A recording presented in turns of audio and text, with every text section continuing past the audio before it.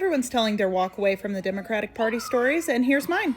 When Trump was elected in 2016, I literally thought the world was ending. My husband and I would argue I was deranged.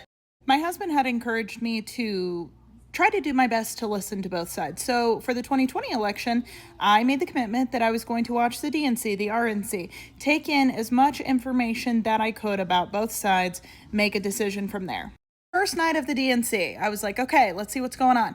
They came out of the gate, defund the police. Some of you may know, but my husband is a police officer, and I was like, wait a minute, I don't agree with that. Defunding the police would be dumb, because then we're going to have more crime. Then we won't have good police officers. They then started talking about transitioning children, weak border security, free everything for everyone. And I was like, that doesn't make sense. So then I watched the RNC. They were saying how much they love the police, that we need more training for police, that we need more money for police. Leave the kids alone. Tight border security.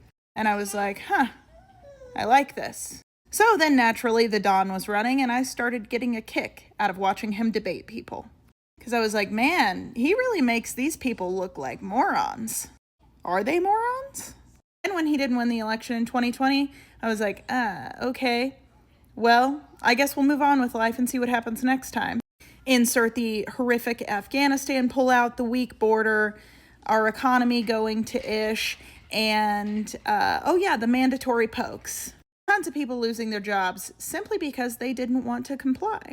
And that is not something I agree with. And here comes all the pro-choicers. My body, my choice. Yeah, to a certain point. And then it's just... Then our last election was rolling around, and I found myself talking about politics way more than my husband ever did.